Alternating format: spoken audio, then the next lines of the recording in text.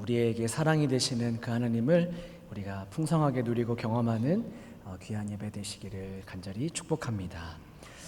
네, 오늘부터 우리는 출애굽기의 말씀을 함께 살펴보려고 합니다. 얼마간의 여정이 될지는 모르겠지만 아마 짧은 여정은 아닐 거예요. 왜냐하면 40장이나 되니까요. 출애굽기는 우리가 새벽에 전체를 한번 다루었던 적도 있고 워낙 많은 목사님들을 통해서 여러 가지 내러티브를 함께 나누었었습니다. 다시 처음부터 살펴보는 이 출애굽기 말씀을 통해 사랑하는 우리 성도님들이 그 신앙의 뼈대가 다시 한번 더 튼튼하고 든든하게 세워지고 그 위에 살이 붙어서 더 건강한 신앙을 소유한 그런 성도로 우리 모두가 함께 자라나기를 축복합니다. 오늘은 그 서론과 시작의 이야기를 잠시 살펴보겠습니다. 사진 한번 먼저 좀 보실까요? 네, 글씨가 아주 명필이죠? 제가 썼습니다. 잘 안 보이실까봐.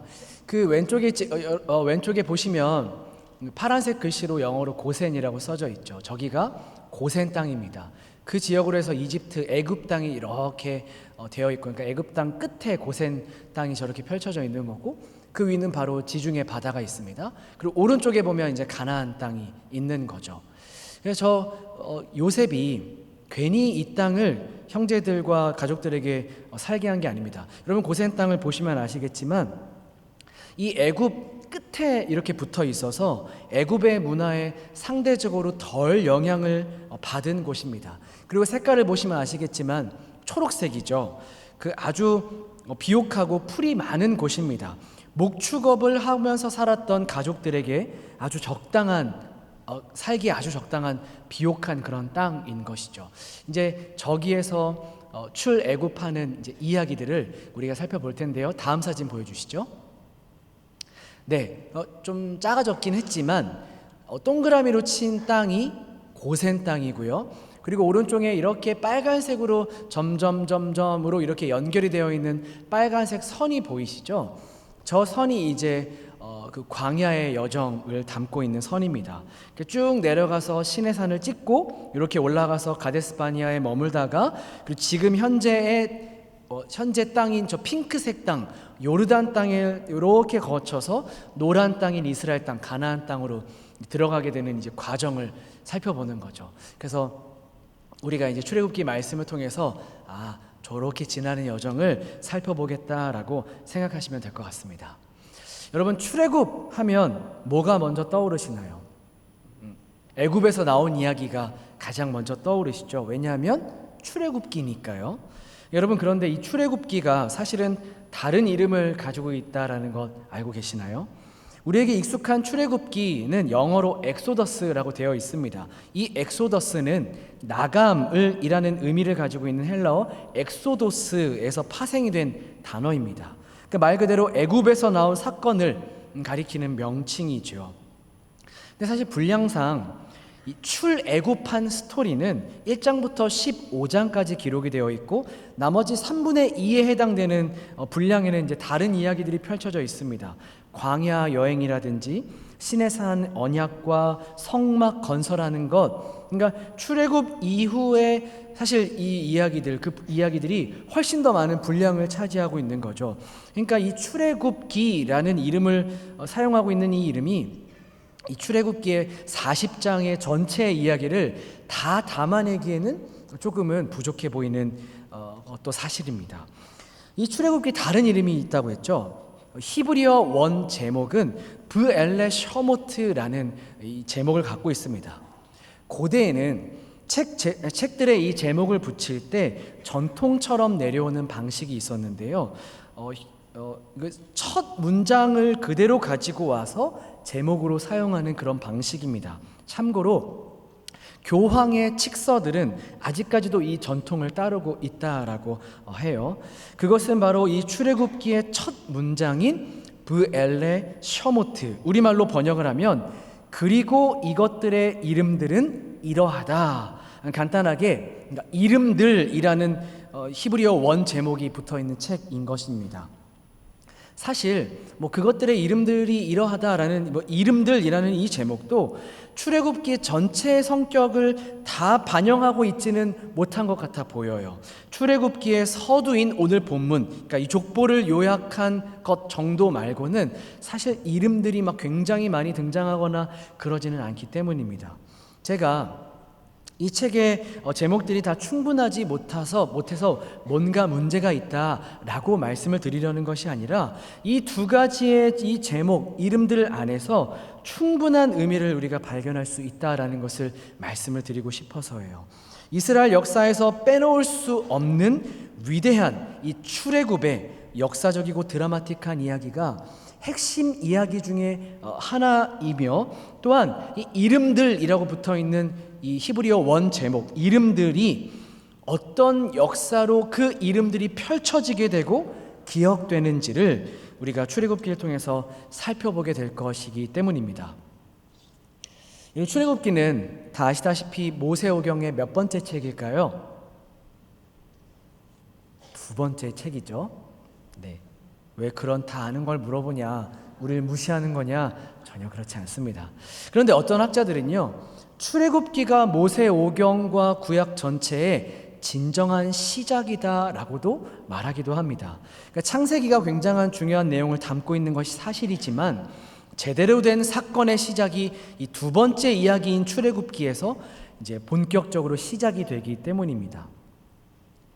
요즘에 개봉하는 영화들을 이렇게 보면요, 새로운 내용의 신작들도 많이 이렇게 나오기도 하지만 전작에 이은 2편과 3편들이 주로 많이 좀 개봉이 되더라고요. 아무래도 영화 소재가 많이 좀 고갈이 됐나? 그래서 그런지는 모르겠지만 어쨌든 수년을 지났지만 그 다음 편이 개봉이 되는 그런 경우도 많고, 특히 요즘에 좀 그런 이 트렌드가 좀 약간 그런 것 같아요. 그러니까 마치 이런 겁니다. 1편에서 그 영화의 세계관과 주인공들을 먼저 이렇게 살펴보고 소개해 준 다음에 2편부터 본격적인 사건들이 펼쳐지는 그런 영화들처럼 이 창세기와 출애굽기가 그와 비슷하게 설명되지 않을까 하는 거죠. 그 뒤에 기록된 레위기도 많은 계명들의 바탕이 바로 이 출애굽이라는 주제로 이어지고 있고, 그리고 더 그 뒤에 이사야나 호세아나 등 많은 선지서들도 출애굽기의 주제들과 근본적으로 연결이 되어 있는 것을 우리는 보게 됩니다. 출애굽의 사건뿐만 아니라 시내산 언약과 또 광야에서의 시간들, 율법과 성막들의 사건들이 이제 그렇게 연결이 되어 있는 거예요. 그러니까 출애굽기가 없는 구약은 구약 전체를 설명하기가 불가능하다라고까지 이야기하기도 합니다. 이 출애굽기에 또 한 가지의 특징이 있는데요. 아까 출애굽기 히브리어 원 제목이 뭐라고 그랬죠? 브 엘레 셔모트라고 했습니다. 여기서 브는 그리고라는 접속사입니다. 그러니까 출애굽기의 시작이 그리고라고 시작이 되는 거예요. 무슨 말인가요? 바로 앞에 있는 창세기와 연결이 되어 있는 겁니다. 신기한 것은 모세오경이 다 이렇게 시작이 되고 있어요. 그리고 라고 시작을 한다라는 겁니다. 그러니까 새롭게 다른 어떤 이야기가 펼쳐진다라는 것이 아니라 긴밀하게 이것이 하나로 연결이 되어서 같은 이야기, 같은 선상에서 이 모든 내용들이 이렇게 쭉 진행이 되고 있다라는 것을 우리가 알 수 있다라는 거예요. 여러분, 창세기 연결이 되어 있으니까 창세기가 굉장히 또 내용이 중요하겠죠.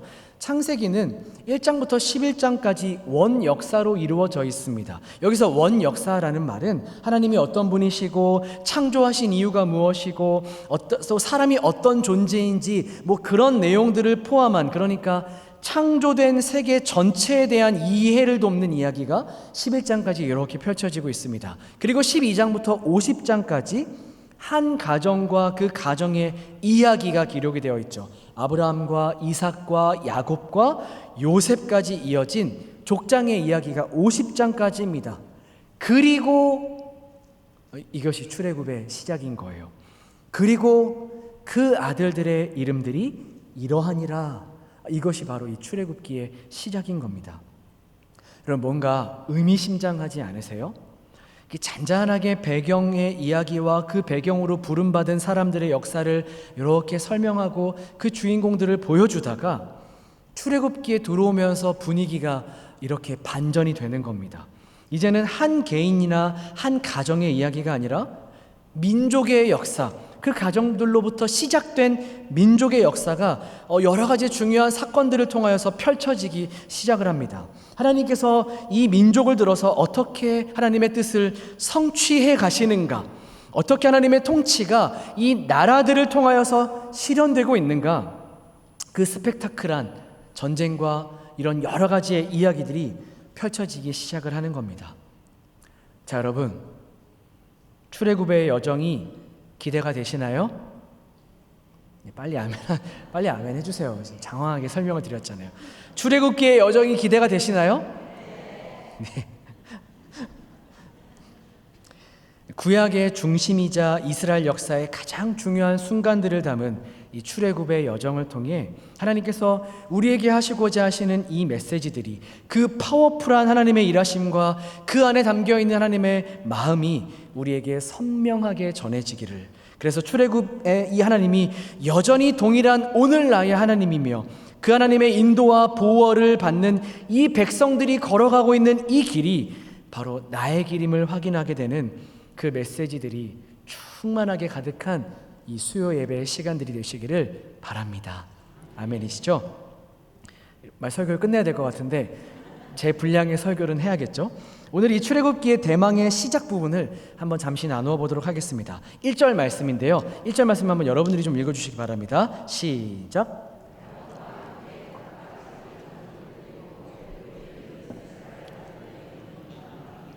네, 야곱이 그 아들들을 데리고 고센 땅으로 들어갔고 그때의 가족 수가 70명이었다라고 창세기에서는 분명하게 밝히고 있죠.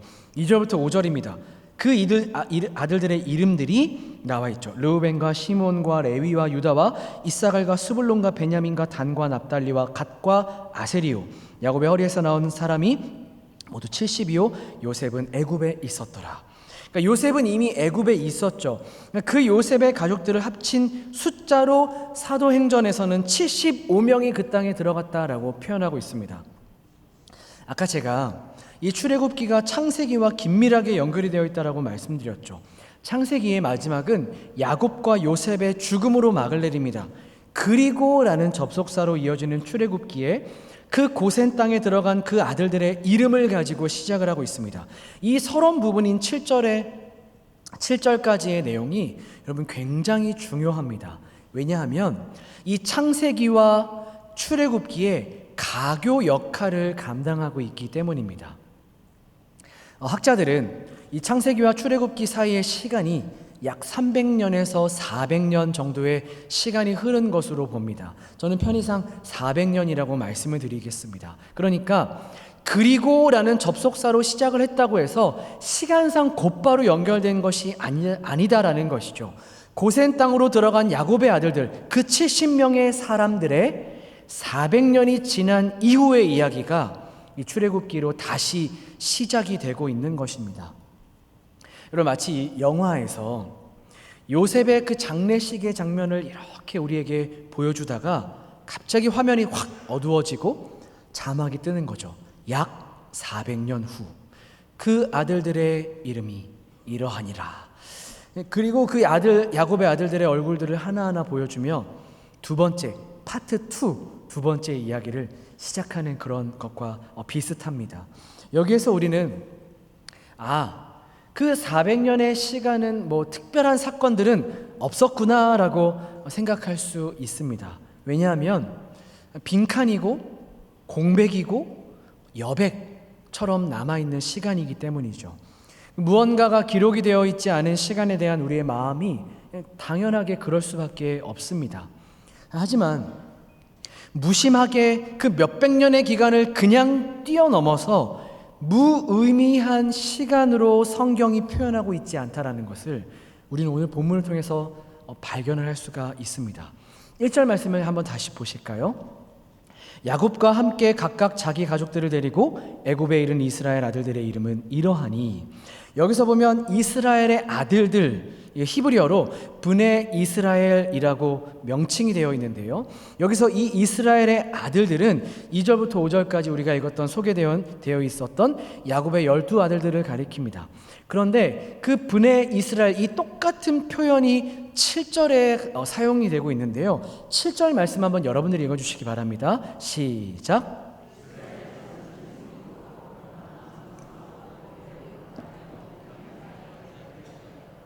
네, 여기서 이스라엘 자손이라고 표현되어 있는 단어가 1절에 나와 있는 브네 이스라엘의 아들들과 똑같이 쓰여진 단어입니다. 우리나라 말로는 다르게 번역이 되어 있지만 히브리어 원어는 아들들을 의미하기도 하고 민족, 나라, 자손을 의미할 수도 있기 때문에 이렇게 기록이 된 것이에요. 그러니까 이스라엘 아들들의 이름이나 이스라엘 민족을 같은 개념으로 이해하고 있는 것이죠. 여러분, 이스라엘이 누구죠? 잘 아시다시피 야곱입니다. 12명의 아들들로 새롭게 시작이 되는 나라, 그 민족으로의 설명으로 이렇게 확대되어서 펼쳐가기 위해서 야곱이라는 이름이 아니라 의도적으로 이스라엘이라는 이름을 일부러 사용함으로 야곱의 아들들로 구성되었던 한 가족이 하나의 민족으로 변모되어 있다라는 것을 우리에게 의도적으로 보여주고 있는 것입니다. 그러니까 우리나라 말로 아주 잘 번역을 해놓은 것이죠. 1절에서의 이 이스라엘의 아들들, 야곱의 12명의 아들들이 7절에서 이스라엘 나라, 이스라엘 민족, 이스라엘 자손이 된 것입니다. 고센 땅에 들어갈 때 몇 명이었다고요? 70명이었습니다. 고작 70명입니다. 그런데 400년의 시간을 지나고 나올 때 놀랍게도 그 숫자는 엄청난 수로 변하게 됩니다. 전쟁을 치를 수 있는 남자 숫자만 60만 명이 되었고 그 전체의 숫자를 따졌을 때 어림잡아 200만 명, 혹자는 300만 명까지도 그 숫자를 계산하기도 합니다. 이 4대 만에 70명이 300만 명이 된 것이죠. 사실 한 줌밖에 안 되던 그 숫자가, 한 가족밖에 안 되던 그 작은 수가 한 민족과 한 나라를 이룰 수 있는 거대한 숫자로 변하게 된 것입니다. 여러분, 무엇이 이 결과를 담아냈을까요? 400년이라는 그 여백의 시간입니다. 창세기 15장에 보면 어떻게 이런 결과들이 나오게 되었는지 그 원인을 밝히고 있는데요. 창세기 15장 12절에서 16절, 우리 자막을 통해서 한 절씩 12절 제가 마지막은 같이 한번 읽어보도록 하겠습니다. 해질 때에 아브라함에게 깊은 잠이 임하고 큰 흑암과 두려움이 그에게 임하였더니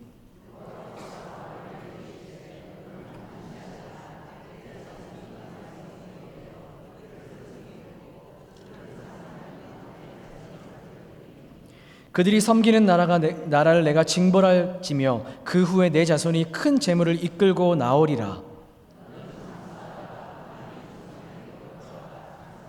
네, 다 같이 내 자손은 4대 만에 이 땅으로 되돌아오리니 이는 아모리 족속의 죄악이 아직 가득 차지 아니함이니라 하시더니. 네, 원인이 무엇이라고요? 원인은 하나님의 저 약속입니다. 네 자손이 이방의 객이 되어 그들을 섬길 것인데 4대 만에 큰 재물을 이끌고 다시 나오게 될 것이다. 그러니까 70명이 거대한 나라가 되어 나오는 것이 누가 하고 있는 일이라고요? 하나님이 하시는 일인 겁니다. 오늘 본문을 통해서 우리는 또 한 가지의 놀라운 사실을 발견하는데요. 7절 말씀 한번 다시 볼까요? 이스라엘 자손은 생육하고 불어나 번성하고 매우 강하여 온 땅에 가득하게 되었더라. 여러분, 이 선언은 놀라운 선언이 아닐 수 없습니다. 이것이 왜 놀랍고 중요하냐면 이 선언은 하나님이 창세기 전체에 걸쳐서 지속적으로 약속하셨던 생육과 번성, 이 모든 축복을 이스라엘이 이미 성취했다라는 것을 보여주는 선언이기 때문입니다. 창세기 1장 27절 28절 말씀인데요. 우리 자막을 통해서 한번 같이 읽어볼까요? 시작. 하나님이 자기 형상 곧 하나님의 형상대로 사람을 창조하시되 남자와 여자를 창조하시고 하나님이 그들에게 복을 주시며 하나님이 그들에게 이르시되 생육하고 번성하여 땅에 충만하라. 땅을 정복하라. 바다의 물고기와 하늘의 새와 땅에 움직이는 모든 생물을 다스리라 하시니라. 하나님이 천지를 창조하시면서 아담에게 명령하셨습니다. 생육하고 번성하여 땅에 충만하라. 여러분 창세기 9장 7절 말씀도 한번 볼까요? 창세기 9장 7절 자막으로 보시면 여러분들 한번 읽어주시기 바랍니다. 시작.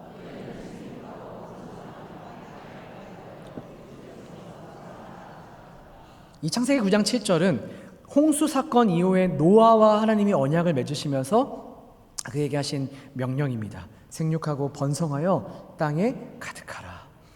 여러분, 명령이면서 동시에 약속이기도 합니다. 생육하고 번성하여 충만하라라는 명령이자 동시에 그렇게 하시겠다라는 하나님의 의지가 담긴 약속이기도 한 것이죠. 그러니까 이것은 축복입니다. 더군다나 단순히 창세기 1장과 9장에서 이 사용했던 단어가 오늘 본문 7절에 기록된 것만이 아니라 그 이후에 원역사 이후에 족장 이야기를 통해 아브라함으로부터 야곱과 또 이삭과 야곱과 요셉까지 그 족장들에게 약속하신 그 많은 축복들 속에도 우리는 이 생육하고 번성하는 하라라는 명령과 약속, 이 축복이 이어지고 있고 그 축복이 오늘 이 7절까지 이어져서 7절로부터 이 약속의 성취가 이루어졌다는 것을 확인한다는 것이죠. 그러니까 우리가 오늘 본 이 출애굽기 1장 7절은 창조 시작 때부터 족장들에게 사용한 언어를 빌려서 사용하고 있는데 그렇게 함으로 이 구절이 창세기에서 하나님께서 하신 약속과 그 축복이 드디어 이 출애굽 때에 이스라엘에게 성취되었다라는 것을 선언하고 있는 현장인 것입니다. 여러분, 우리는 여기에서 무엇을 확인할까요? 여백의 400년, 계시가 끊어진 것 같고 흑암과 같았던 400년의 시간 속에서도 하나님은 언약을 성취하기 위한 하나님의 일을 묵묵하게 진행하고 계셨다라는 것을 우리는 오늘 이 본문을 통해서 확인하는 것입니다. 그리고 여러분, 이 이스라엘을 누가 키웠죠? 70명의 이스라엘을 누가 200~300만 명으로 키웠죠? 애굽입니다. 하나님이라는 답이 더 거룩해 보이시죠? 저도 동의하지만 애굽이 그들을 키운 겁니다. 애굽이라는 울타리 안에서 이 백성들이 자랍니다. 하나님은 애굽을 통해서 이 백성들을 생육하고 불어나 번성하고 매우 강하게 만들고 계신다라는 것이죠. 당시 애굽이라는 나라는 굉장히 매력적이고 강력한 나라였습니다. 그들이 가지고 있었던 힘뿐만 아니라 그들의 그 지식과 지혜로움, 그 문명의 발달이 진짜 어마어마한 나라였어요. 그래서 현대 어느 학자가 이 역사적인 기록과 발굴된 유적들을 가지고 애굽이 어떤 나라인지를 재현해 보려고 했다고 합니다. 그런데 지금 시대에도 실현해내기 어려울 정도로 고도로 발달된 나라가 이 애굽이었다라고 해요. 당대 모든 나라들이 주목하는 초강대국이었다라는 것이죠. 그런데 여러분, 역사의 주인공은 이 애굽이 아니었습니다. 창조의 주인이신 하나님의 관점에서 이 역사의 주인공은 애굽이 아니라 이스라엘이었죠. 하나님은 하나님의 뜻을 담은 꿈을 실현시켜 가시는데 그 역사의 주인공으로 이스라엘을 사용하시죠. 애굽이라는 당대 최고 나라 안에 두심으로 이스라엘이 번성하게 하십니다. 창세기에 그 축복과 약속이 성취되는 현장이 어디죠? 아이러니하게도 이 애굽 땅이라는 이 놀라운 사실을 우리가 맞이하고 있는 것입니다. 애굽 땅 안에서의 400년의 그 빈 여백, 하나님이 그렇게 일하고 계셨던 것이죠. 하나님이 참 경이롭고 놀랍게 일하시지 않으시나요? 사랑하는 여러분, 출애굽과 같은 그런 역사적이고 드라마틱한 하나님의 일하심이 우리의 삶에 가득하기를 바라지만 때때로 우리는 그 여백과 같은 400년의 침묵의 시간을 보냅니다. 그 텅 빈 것 같은 시간들을 보낼 때 살아가야 하고 살아내야 하는 시간이라는 것을 우리가 충분히 이해하면서도 그 침묵의 시간이 너무나 버겁고 혼란스러워서 우리는 종종 이렇게 질문을 던지곤 합니다. 하나님, 도대체 언제까지 침묵하시겠습니까? 하나님, 뭐 하고 계신 건가요? 아니, 하나님, 계시기는 하는 겁니까? 나를 사랑하시기는 하는 겁니까? 나와 동행하시기는 하는 겁니까? 우리가 조금이라도 제대로 된 신앙생활을 시작했다면 반드시 던져지게 되는 질문이죠. 여러분, 믿음이 자란다라는 것은 이런 의심도 이런 불평도 원망도 없어지는 그런 상태를 말하는 것이 아닙니다. 오히려 더 깊은 절망을 경험하기도 하고 언제까지 가만히 계실 거냐, 하나님 이게 맞습니까? 라고 따져 묻기도 하고 하나님 계시기는 하는 겁니까? 하나님 앞에 불만을 내지르게 되는 그런 시간들을 보내게 된다라는 뜻이기도 하죠. 신앙생활이라는 것이 바로 그런 내용들을 담고 있다는 겁니다.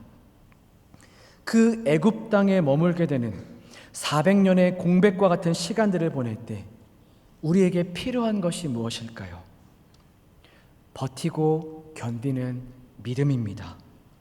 성경을 통해 오늘 우리가 살펴보고 있는 이 출애굽기의 서론의 이 이야기, 이 엄청난 하나님의 일하심을 담고 있는 이 엄청난 축복의 선언을 확인하는 현장, 이 1절부터 7절까지의 이야기를 통해 다시금 확인하는 거죠. 하나님이 어떻게 일하시는 분이신지, 얼마나 확실하고 분명하고 정확하게 일하시는 분이신지를 다시금 확인하고 그 약속을 믿고 버티고 견디는 믿음이 필요한 것입니다. 여러분, 중꺽마라는 단어 아세요? 중꺽마. 최근의 젊은 세대들이 많이 사용하고 있는 단어입니다. 최근이에요, 최근. 요즘에 유행하는 단어예요. 중꺽마. 오늘 히브리어 단어 많이 나왔잖아요. 뭐 부엘레 셔모트, 분의 이스라엘, 뭐 그런 거 기억하지 마시고요. 그거 기억하지 마시고 중꺽마 이 단어 기억하시기 바랍니다. 한층 젊어지실 거예요. 여러분, 자녀들에게 사용해보세요. 중꺽마 이렇게 사용해보세요. 이 중꺽마가 뭐냐면 중요한 것은 꺾이지 않는 마음이라는 줄임말입니다. 중요한 것은 꺾이지 않는 마음. 중꺽마 담아놓으셨죠? 이 말은 그 리그 오브 레전드라는 이 게임에 우리나라의 그 데프트라는 그 프로게이머가 2022년에 월드 챔피언십 이 경기에서 중요한 경기가 있었는데 그 경기를 패해요. 그 경기를 패하고 나서 인터뷰를 하면서 인터뷰 때 사용된 말입니다. 우리가 졌지만 중요한 것은 꺾이지 않는 마음입니다. 근데 그러고 나서 이제 그 팀이 역전에 역전을 거듭하면서 결국 그 2022년 월드 챔피언십에서 우승을 하게 되면서 유명한 그 말로 남아 있습니다. 특히 2022년에 카타르 월드컵에서 우리나라가 그 축구 16강 진출을 확정하고 나서 대표팀 선수들이 이렇게 태극기를 들고 거기다가 뭐 16강 뭐 이렇게 써놓고 그 밑에 중요한 것은 꺾이지 않는 마음이다라는 그 태극기에 직접 쓴 문장으로 전국적으로 화제가 되어서 많이 사용하고 있는 단어입니다. 중요한 것은 꺾이지 않는 마음. 여러분, 우리가 이것을 가졌으면 좋겠습니다. 중꺽마. 텅 빈 침묵의 역사 같은 그 시간들을 보내고 있다 하더라도 애굽 땅이라는 것 같은 이 애굽 땅 같은 현실이 때로 너무나 지치고 힘들어서 하나님 왜요? 하나님 언제까지입니까? 하나님 정말 계시긴 한가요? 나를 진짜 사랑하시는 건 맞습니까? 라고 그렇게 우리가 한탄할 때에도 우리가 다시금 이 약속의 말씀으로 돌아와서 중꺽마, 그 어떤 것에도 꺾이지 않는 우리의 마음, 이 약속을 따라서 다시 힘써 간구하는 자리로 우리가 나아가는 것이죠.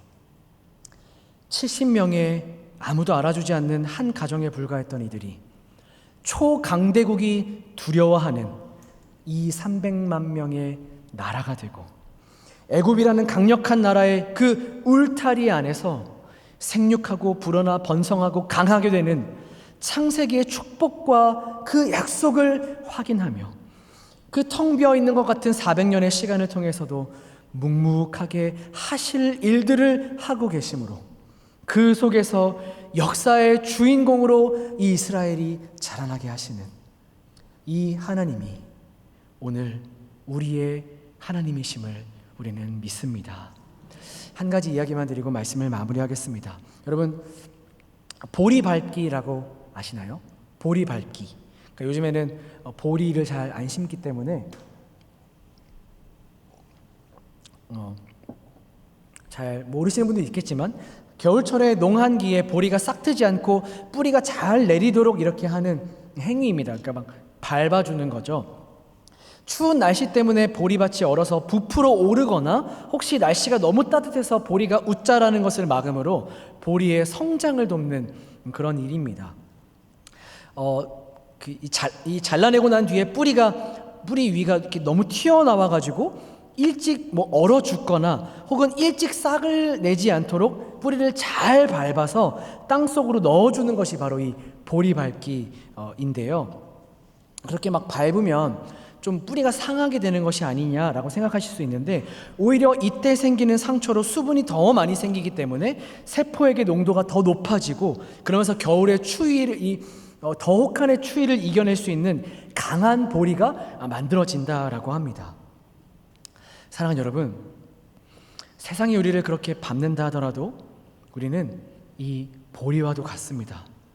밟히면 오히려 더 강해져서 추위를 이겨낼 수 있는 더 강력한 보리가 되는 것처럼, 애굽과 같은 삶의 현장이 텅 빈 그 400년의 그 시간들이 우리를 더 강하게 만드는 현장과 그 시간이 된다라는 것을 우리가 기억해야 합니다. 아프나 안 아프나, 즐거우나 괴로우나, 떡국을 먹으나 안 먹으나 시간은 흐르고 세월이 지나는 것처럼 하나님의 백성들은 그렇게 자라나고 있습니다. 왜요?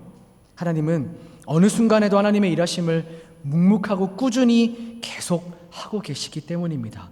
우리를 밟는 이 세상이 주인공이 아니라 우리를 밟히는 것 같은 우리가 역사의 주인공입니다. 그런 우리를 자라게 하시고 준비시키시고 사용하셔서 하나님의 놀라운 일들의 주인공으로 우리를 부르시는 것이죠. 이 하나님의 일하심을 중껑마로 붙드시는 저와 여러분들이 되시기를, 그 하나님의 일하심을 눈으로 분명하게 확인하는 이 창세기 강해의 시간이 되시기를 간절히 소망하며 축복합니다. 기도하겠습니다. 살아계신 하나님, 어린아이가 자라면서 아프지 않고 크면 좋겠는데, 그 아픈 시간들을 통해 면역력이 자라고 육체가 자라고 마음이 성장하는 것처럼 없었으면 좋겠다고, 지워졌으면 한다고 하는 그 모든 순간들을 통해 하나님은 우리를 영광스러운 그리스도인으로, 아름다운 성도로 자라나게 하십니다. 400년에 잃어버린 것 같은 시간 같지만 그 시간을 통해서도 여전히 묵묵하게 부지런하게 하나님의 일들을 해 나가신 것처럼 이 하나님이 오늘 우리의 하나님임을 우리는 믿습니다.